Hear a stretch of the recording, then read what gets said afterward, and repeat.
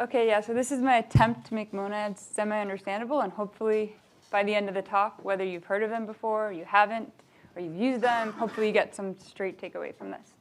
I used some of the pictures from traveling up here from San Francisco. So on the way up, I'm actually from Brooklyn, New York, but we drove up from San Francisco, so like stopped along like the redwoods and stuff along the way. So those are where the pictures are from.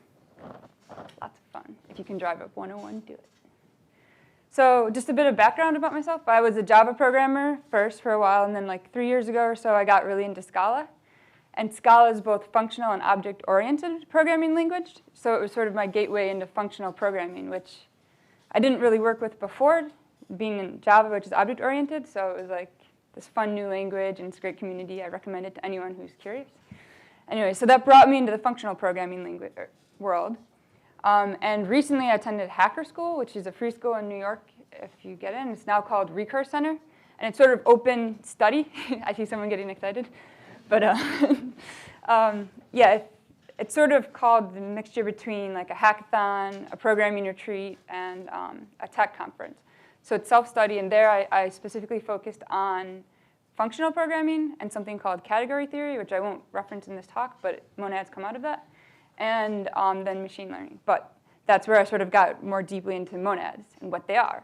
And so someone at more than one person at Hacker School sort of came up to me and was asking, hey, can you explain what these monads are? Like, are they a burrito? Are they this? Like, because if you Google monad, it's like there's a lot of literature out there. Now there's more, thanks to this talk. But like, so hopefully this will be some direct application of monad and why it might be useful in your day-to-day programming. I also worked on an open source Scala library called Syntactic, which is part of Scala Test, which is like a JUnit for Scala, and specifically with working to test your structures to see if they are monads. We'll see. So also thanks to Simana, because she was at Hacker School, and this is my first public speaking event. So she's sort of like, so I gave this talk to like a group of Hacker Schoolers, just sort of like informally sitting down, and afterwards said like, hey, you should submit that. And I was like, all right, and traveling. So first I'm just here's a global overview of the whole talk. I'm just gonna quickly go over like functional programming to make sure that everybody's on the same page. I don't know where people are coming from. Then I'll attempt to define monads. And then we'll just look at a monad in action, like look at a use case for it. And then we'll go back and look at the requirements for something to be a monad. And then we'll revisit the definition. And hopefully at the end, the definition will make some sense. So first, let's go over like the essence of functional programming. So functional programming requires that there's no mutable global state. That's a big thing in it, because it means like if you call a function with certain parameters, you're not doing anything funky with like something outside of that function. Everything's self-contained inside of that function. So you don't have this like global object that you call into this function and it does something, and then that thing is mutated, but you don't know, and then you call it later and it's changed. Right? So that's mutable state. There's no global mutable state. And functions always return a value. So I don't know where people are coming from, but like in Java, you have a void return type, or you just have unit or something like that, where it doesn't do anything. Well, that wouldn't be very functional because you'd call into the function, and then that would be the end. And then there's obviously something else going on, but you don't know what that is because it's hidden for you. You don't get any value back, right? Also, you wouldn't want to like throw an exception inside of a function because that doesn't make sense. You wouldn't get the value back. You'd just break out of it, right? And something would happen with some exception. So even if you have an exception, you could return a value or like a class that represented a function, but you wouldn't want to just like in Java, those stack up. Not good. And all these give you something called referential transparency. And what that means is like if you take this little function on the side that like add2, that could be your function. You could replace add2, well, I did that right before, and yeah, I was changing it. And you could run a test on that, and then you could see that that was wrong.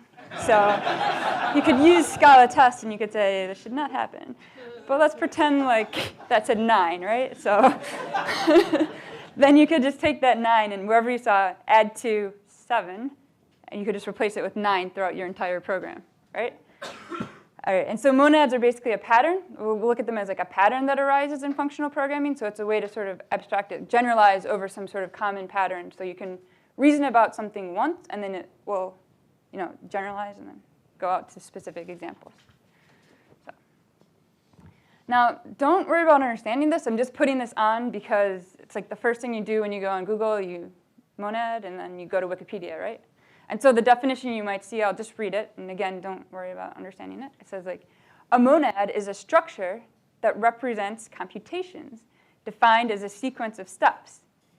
A type with a monad structure defines what it means to chain operations or nest functions of that type together. This allows the programmer to build pipelines that process data in steps, in which each action is decorated with additional processing rules provided by the monad. All right, that was helpful, maybe? Why not? But we'll look at some examples. So also at Hacker School, I went through functional programming in Scala, which is, I really recommend that book. Whether you do Scala or not, it's a good book. And Paul and Runar wrote it, and they sort of say in it at one time, and they've been in functional programming for a long time, so they're saying this. An abstract topic like this requires an iterative approach where you keep revisiting the topic from different perspectives. And you'll think to yourself, like, okay, I thought I understood monad before, but now I really get it.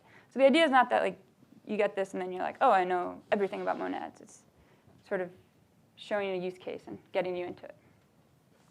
So why do we care? What's the intent of monads? Well, it's to factor out some common pattern, to sort of generalize, like we said, over this abstract structure. And what it can often be used for is you'll hear it signal some effect. So if you've heard of monads before, you've probably heard of a state monad or an IO monad. What does that mean? Well, like we said in functional programming, you don't have this global mutable state. But you might want some way to deal with state. So if you had this, like a game and you're moving on each square and you have like health or something and you go to the next square, you need that state of how much health you have and how many monsters are in the next room. You need all of that at every step of the way. And it can't be global. You need to make a new one of them, and you need to compose them. So that's state. And then I/O is something like reading and writing, like printing to the output. And again, like we said, in a function, for something to be functional, you don't do this magical stuff inside. So if you had that add 2, 7 equals 10, no, equals 9, then you wouldn't want to just print out to the console inside there, because that's doing some side effect that you're not aware of. So you try to at least push those side effects. You're going to need to do I/O, but you want to know explicitly when you do it. You don't want it like hidden. So that's something.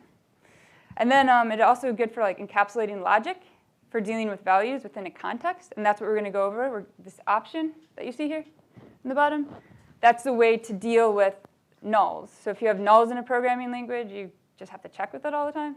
But it's option in Scala. It's maybe in Haskell. It's something else in some other language, but that just means you either have some value or you have none. So you can deal with that. And then a list, you either have the nil list or the empty list, or you have some elements in a list. Those are also can be used as monads.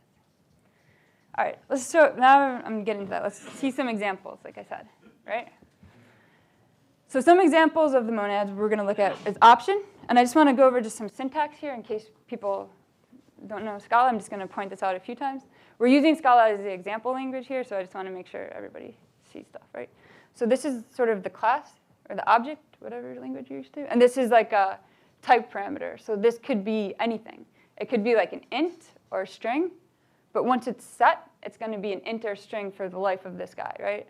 So I could have an option of int, and that meant if I had some int, like some 1, then that would be an int, right? Or some 2. That's an int. Or I could have a string like hi, so that would be some hi. So this guy can change. And same thing for lists. So I could have a list of integers. I could have a list of strings. And same thing for try. I could either have something that was success, that the computation finished successfully, or it had an error. And again, if anyone has any questions about syntax when I'm going through the slides, like, please just let me know and I can elaborate. So an option of A. What is the context of option? So option A in Scala looks something like this. You have this superclass here, right? And that can be any type, like an int or a string. And that takes some value here. So this is like a class constructor, right? So I could pass 1 into here, and that would give me the sum 1, right? But then I have the other case where it's none. So instead of doing something like null, I just have these two values that represent exactly what it is. It's either not there or it's there. So here's option. Here's your sum. Here's your none, right? So two states. Two representations of the thing. Is that clear to people? Right. So we'll go through like handling potential null values, right? So again, don't worry about like looking at this code for the sense of like what it's doing. It's a silly contrived example, and it's mainly like just squint at it like you're playing music or something, and just look at like the color that goes through, right? And we can see what's going on here. We just have a player, and we call like get the user, and we get some player. But this player could be a value or it could be null, right? And so in some language like Java, you always have to check to see if it's null, because if you call some operation on a null value, you'll just null pointer exception. Everyone who's done Java has seen that. So first you have to check, like, is my player not null? OK, he's not null. I can go in here. If he is, I just return null here. So then I would have to check on this guy again as well. Here's a mission. I get the mission. This is also potentially null, so I need to check if it's not null. Here's getting the mission. I want to get a stick because my player needs a stick. I'm not good at examples. So if the stick's not null, then you can go on. And then you get your cloak. If your cloak's not null, you can get your lunch. And finally, in the very inner part, like you have the player that is not null. You have the mission that is not null, stick that is not null, the cloak that is not null, and the lunch that is not null. And then you can embark on your mission. But just notice how that's nested all the way in the innermost part, and also that it requires all these pieces in order to run, right? And that's what the color coding is supposed to help out with. So don't worry about like the actual code, just like the flow. So monad, option monad to the rescue. Let's see. So what makes a monad? Let's go over some of the constraints of, we've been talking about it now, but we haven't really said what it is too strongly. So something that makes a monad is it requires these two functions to be on it. So I'm using Scala again as an example. So in Scala, it's called flatMap and apply.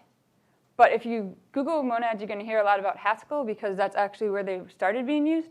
So if you hear, it's the same thing as bind, is what they call it in Haskell, and return.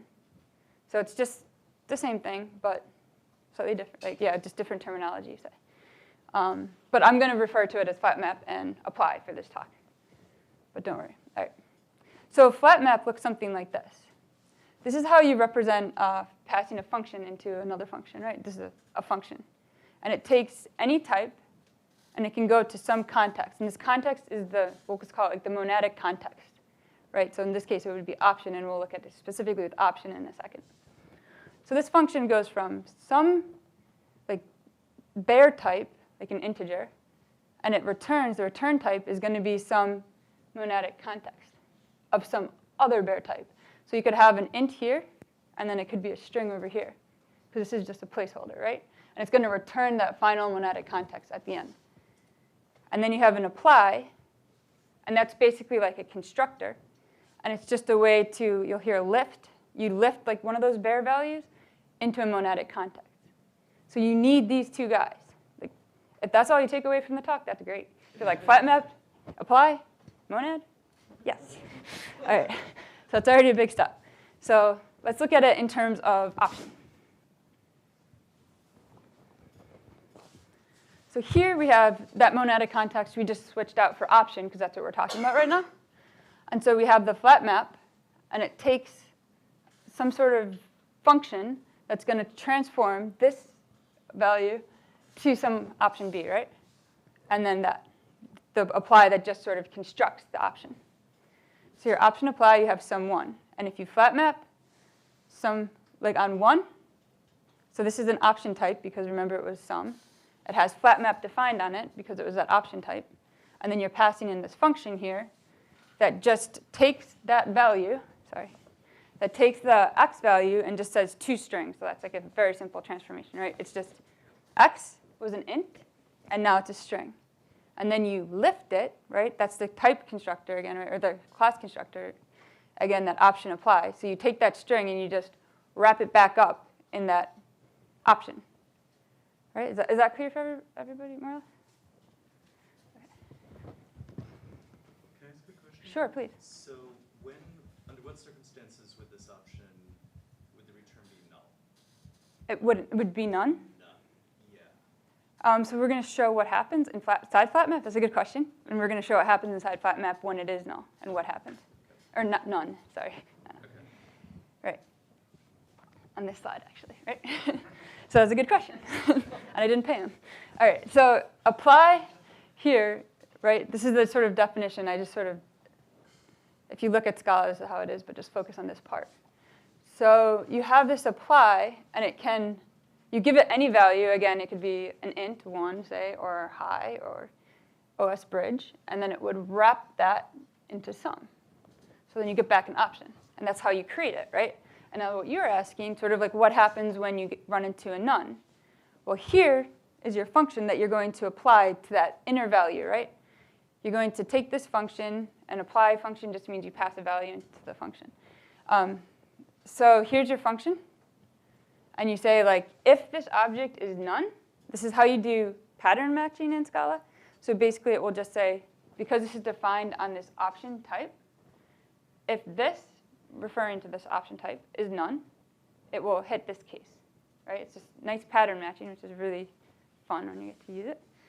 But if it is none, then it just returns none. So it like short circuits and just none, you're done. It doesn't even look at that function that you passed in. But if it is sum, then this is how you can extract that internal value. So now you just have like the bare int or the bare string, and then you can plug that into this function.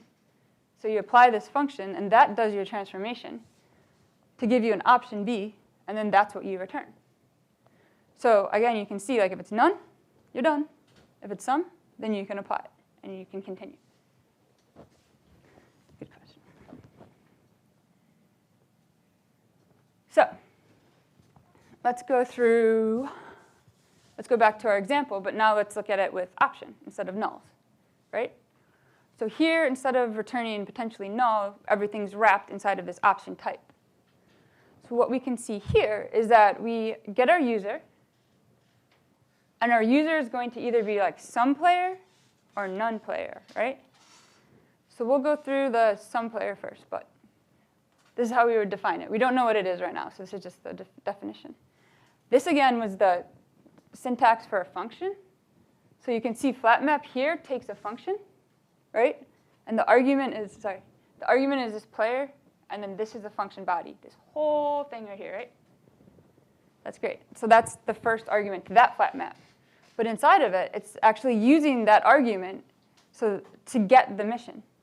And that's important. Like, it shows that this mission is dependent on that player. So you have that dependency there, and that's important. So like then, if you get that player, and that's some player, then you pass in this whole function. So you can start seeing the functions are nested, and that's what you're looking for when you see the monad. Like, they're nested, right? So again, you're doing the same thing with the stick. You get your stick, and if you get your stick, like, this is the whole function. And then if you get your cloak, this is the whole function, right? So you have all these little functions that start. The innermost function is just this little guy. Here's your lunch, and then you can go on your mission. But again, it's important to notice that you're using all of these arguments from these outer functions in the innermost function, right? Is this clear? Any questions? Did I lose everybody? Is the player mission, the part at the first on the left, are those already monadic functions?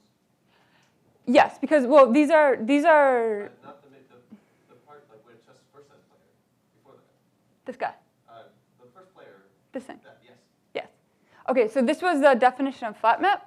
So the definition of flatMap, when you pass something into flatMap, it requires that you have some value that goes to some, like the naked value, which would be like your player, that goes to some wrapped context value, right? Let me just go back to that slide for a second. Where's flatMap? Right? This is the definition of flatMap. So this has to be just the player, and then the rest of the function requires, in order for it to compile, that it returns this option of B. And so in this example that we're using, right, this whole function is going to return an option of some other value, of any value. It's OK, because the internal value can change. It's that A to B. The wrapped value inside of that context, and in this case, our context is option. Is that what you're? Am I? So I think just one clarification. Sure. So the equals little thing that's like the arrow. Oh yeah, good. It reminds me of certain things I've seen like in Haskell. So that's not the function itself. That's something else. So it's all within the function in the Scala syntax, right? Right. Yeah. So this is So this is the parameter. This is the outside parameter, and then this is your function body. Okay. Does that make sense? Yeah. Just the little arrows are not themselves a function. It's like what's the It's not lambda. Is that what that is? Yeah. The right side's a return value. Okay. Yeah, this is the return value, or the function body. Yeah. Sorry. OK, yeah. That's good clarification. I didn't actually explain that, so thanks. Is that clear? All right, sweet. Thank you. All right. And so we'll just go through the sum flow, like the happy path or whatever, right? So if you have some player, then you can call flatMap on it, and that will pass in the rest of that lambda or function value, right? This whole function that takes player as an argument and the rest of the function value into flatMap. And then you get a mission, so that's good. That's some mission. OK, sweet. We can go on our mission, our own array. We get a stick. That evaluated to some stick. So we have the ability to call flatMap on that some stick and pass in this whole function. So again, this whole little function gets passed into that flatMap. So it's your function definition gets passed in there. That evaluates. You get a cloak. You get some cloak. And again, you do the same thing. Now you're passing in this like little inner function. And then that evaluates to some lunch. And then finally, in the innermost function, you can call your mission to embark upon your mission, and you're on your way. And in this example, I just made it so mission returned a bear value, so you'd have to wrap it into the option type again from that apply, which is like a constructor. So this would just be like some mission without a sum or none, and then you'd have to make sure you wrap it so that the return value is right. And just one thing to note is that if you're working with some sort of option context or whatever monadic context you're working with, that has to be always the same within this chain. Like you can't have option here and then start doing something with list or change out of that world. Once you're doing option, you're doing option. And then we'll just go back up. So now you have some active mission. That's good. And it just returns, return. And then you have your active mission. Right? But what happens if we don't have a mission? What happens if we have the none? Right? So here, we get some player, so we can call flatMap on that. That's good. And we pass that same thing in. But now when we go to get our mission, it's none. And it's calling flatMap on none. So what will happen here? Oh. Yeah. So it just returns none. We don't even apply that function. It just short circuits, and you're done. It can just ignore the rest of that. You see like that function doesn't even get applied. And there you go. You get none. You don't even go down the rest of the chain. You're just done. Sorry. You can't go on your mission.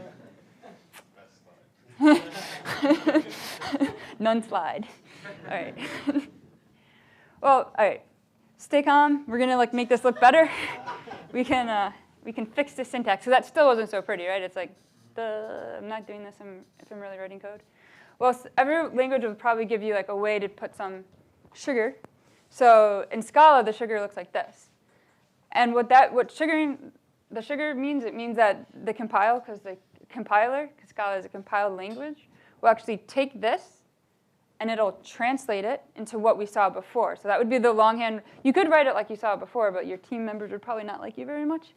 And the compiler will do that for you. And this is much clearer, I think, right? So here you can just see, oh, you're getting your user, or your player. OK, you got a player. Continue on, the happy path, right? You get your player. You get a mission. You use that mission to query and get your stick, your wardrobe. And it is really important just to realize that the key thing of a monad is that these types are used later on in the chain. Because there are other things you can do that you wouldn't need to use that value, but it's really important that you're able to access that value in the innermost functions. And at the end, you yield your mission, and there you go. That's wrapped up. So that's much better, right? And if you see that, then you can now know that hey, that's down to flat. Like you know what's going on underneath the hood, that the compiler actually writes it the other way. We'll change it for you. That's why we like compilers. All right, so generalizing flatMap. FlatMap basically allows you to nest those functions. So that's what we saw when we had like that outermost function that was really big, but it was passed in littler functions, until you got to the innermost function that was sort of the meat of the thing, right? Now, in order for something to be a monad, we have to follow certain laws. Don't worry about this. They're just algebraic laws. It's just nothing magical. It's just like precise ways to communicate kind of common sense type stuff, right? I just don't want anyone like, oh, there's laws. I need to like test this now. Most of the time, it will just fall out and it'll just be natural. It's important that they have these laws. They always have to follow these laws. Like equality has a law, right? And it's important that equality always follows this law. If it didn't, we'd shoot ourselves in the foot a lot, right? So you have the transitive law, where if A is equal to B and B is equal to C, then A is equal to C, right? And the symmetric law, where if A is equal to B, then B is equal to A. And the reflexive law, where A is equal to A. And they all make sense, right? But if you, in Java or something, if you override the equals method, you have to make sure that, right? Otherwise, again, otherwise you're a terrible person. No. Otherwise everyone else cries. I don't know. And so here's some addition laws, right? If we looked at addition in math, then you just have the identity law that says if you add A with some identity, it'll still be A. So the identity for addition is 0. So A plus 0 is A, unless you do my math like before. But an associative law is like the parentheses, right, when you just move them around. So like A plus B plus C is equal to A plus B plus C, right? And you're going to see these guys come back.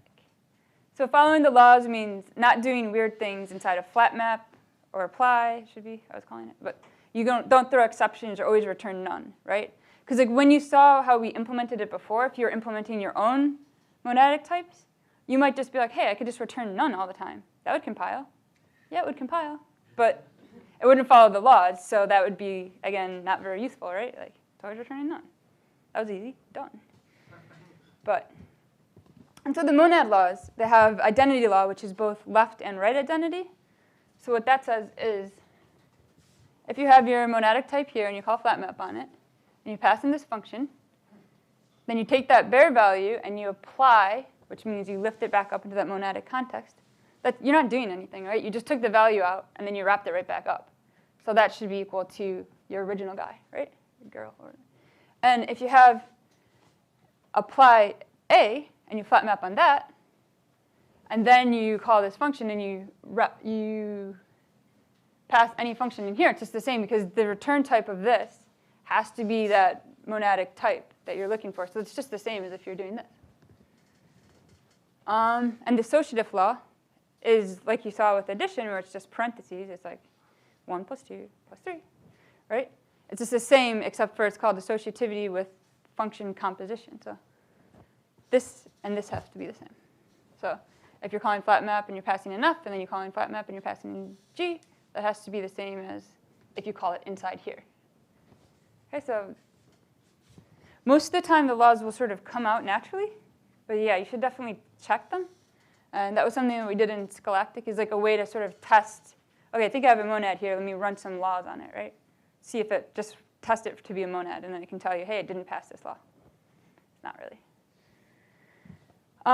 So the primitive functions are flatMap and blink. Yes. So the primitive functions are flatMap and apply. Well, it didn't get applied. I got lost. That was awkward. All right. Yeah, so those are the primitive functions. And those are, again, like I said, if you just take that away from this talk, that's good. Like flatMap and apply. Now I'm getting closer to a monad, right? Yeah. And so other operations can be derived from them. So you need them. And again, that's the idea of generalizing. Like once you have them, you can define other operations once and for all, just using flatMap and apply. You can do a lot. It's really powerful. So let's look at map. Because like when people go into functional programming, one of the first things they see is map. What does map mean? It means like if you have a collection of, like, we'll use a map in terms of a collection, because that might be some of the first thing that you see if you go to functional programming. You have like a list of integers. and you want to map something across all those integers. You can pass in a function to map of whatever type that is. So in our case, it would be integers. And it could transform it to another type. And then it would return that list, say, right? So it would be like if you want to take a list of ints, like 1, 2, 3, and turn them into the string representations, you could do that. So you could just pass in a function here that just took an int as a parameter, and then it used that parameter and just said like toString on it. And then you just pass that function in once, and you don't have to iterate through anything. It just applies it to every single element in that list or sequence. So they say, like, you might hear map lifts a function into the context of a monad. And that's just basically saying, because you have these two bare values here, it's just A and B, just a type, you don't have this like wrapper, this context around it, right? It's just int to string or int to int or anything, right? That's a sort of bare function, nothing to do with monads. But when you pass it in here, it takes that function and it creates this monadic construct out of it, right? So by using apply. So we'll see how that can be derived from map and flatMap.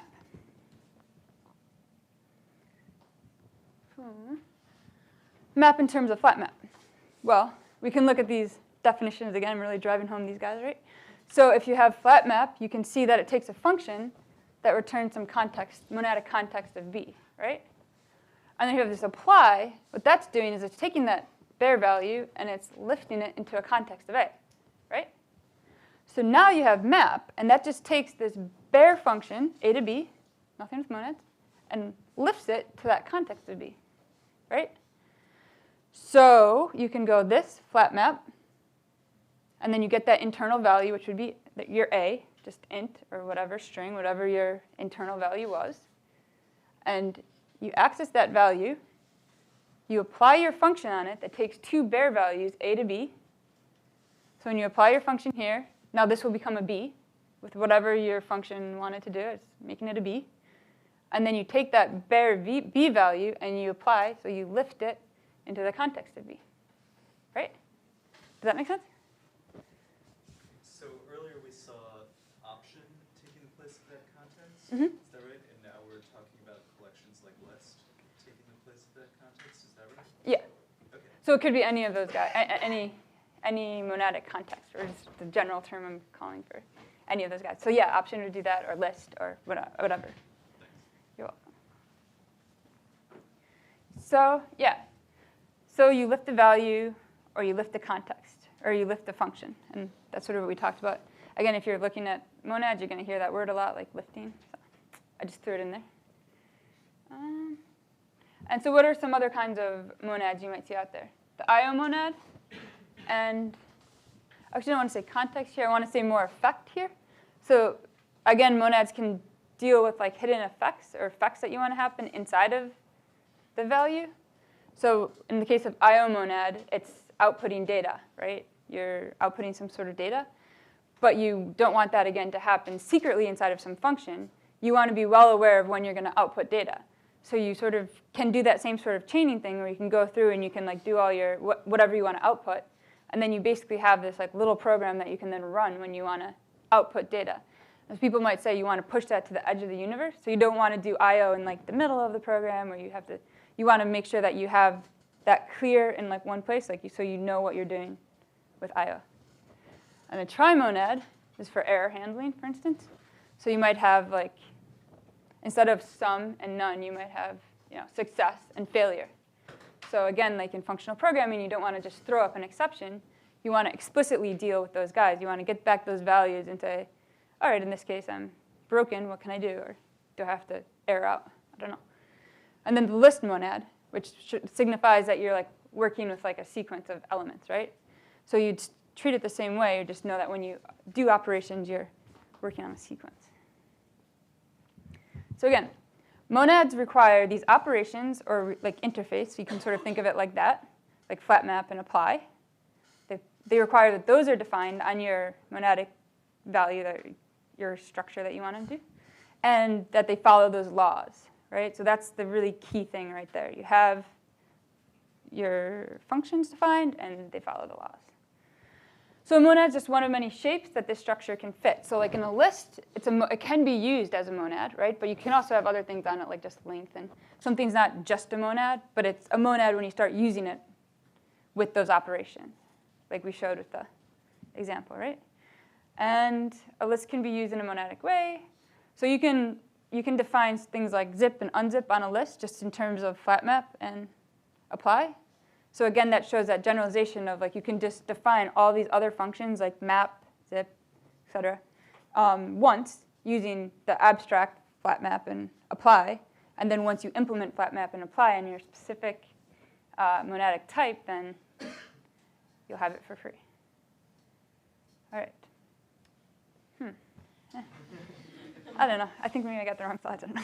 All right. So the takeaway is that flatApp and no, the takeaway is that flatMap and apply allow you to nest and compose functions that can operate on values contained within a context.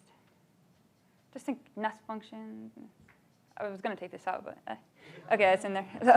So this is just like a Twitter thing that you might see. Like once you start looking at monads, you might see stuff like this and just be like, what?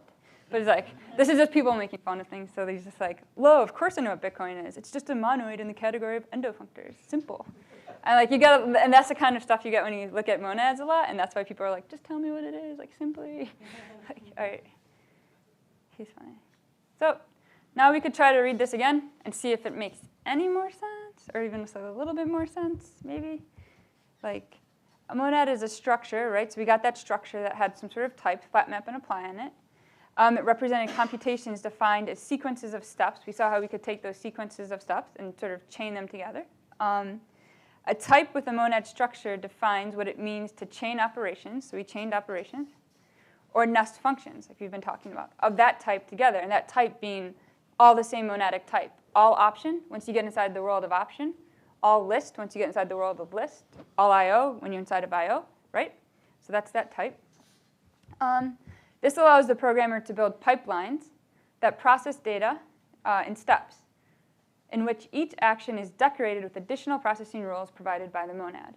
And that could be something that you might see inside of like a state monad, where if you were to do you were to call flatMap on it, it might have its own special logic, like a parser or something that might slurp up something and then return a match of that string. And that would be the internal state, but you as the outside person wouldn't have to know about that as the client. So where to go from here? To the redwoods. Do that. That's a good idea. But yeah, from here you could try to like read more about it, or maybe you want to try to make your own monadic types, and then you can look at some Scala libraries like Syntactic to run some tests against it, or Cats is another one, or Scala Z, which might be a little intimidating. But yeah, so you can try to make your own monads, run tests against them, and yeah, that's about it. Thank you.